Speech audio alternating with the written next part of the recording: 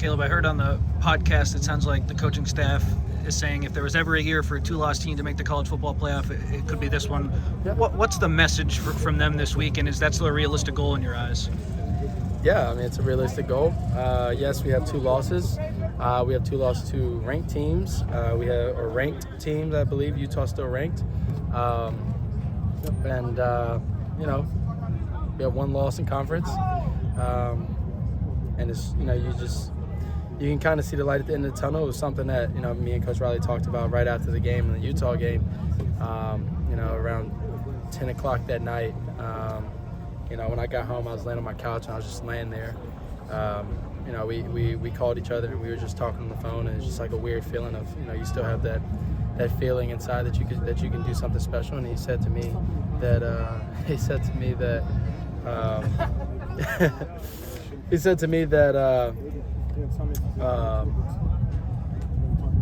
that night when we hopped on the phone, he called and he was like, you've had a weird / special career. We've done some crazy stuff together, and so let's go out and our time together has been absolutely crazy. Whether it's coming here and a 4-8 team to now being one of the highly talented and ranked teams in the country, to coming in Oklahoma in a crazy situation. So just we've had so much crazy stuff, so why not kind of just add to the list and try and do something crazy. So to be able to do that, we have to go out there and be able to perform, and that's something we've been preaching on these past since our first loss. Is we've been stacking weeks, stacking practices, and it's our fight and everything has been showing, and we're just fixing some small things, and the breakthrough is going to be coming through here soon.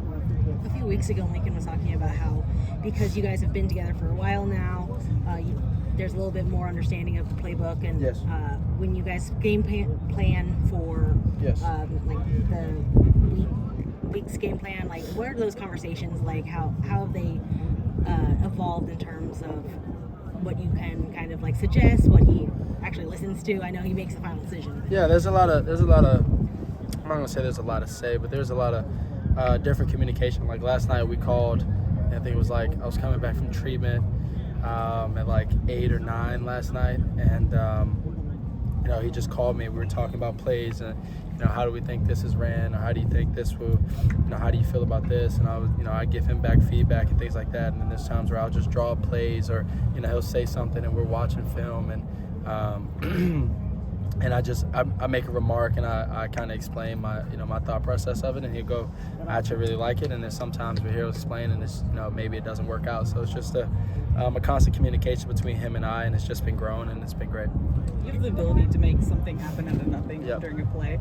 How do you navigate when to throw it away or say it's not going to be a play when you do have that special talent? Yeah, to be honest, it's a weird and kind of challenging thing for me, because there's times where you need to understand the situation and and get the ball out of your hands, whether it's a short route or throwing a ball out of bounds. Or there's times where you know who you are as a player, and how much work we put into plays when they break down and things like that. So it's a weird kind of challenge to be able to balance both. And I still struggle with it. I still fight it every day.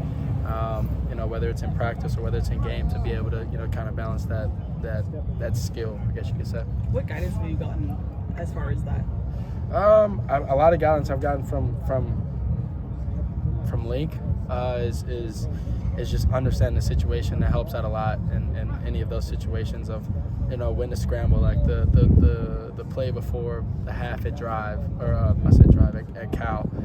Just kind of understanding we have 12 seconds on the clock. Like most plays last 6 seconds. Like you have a little bit extra time if you need to do something.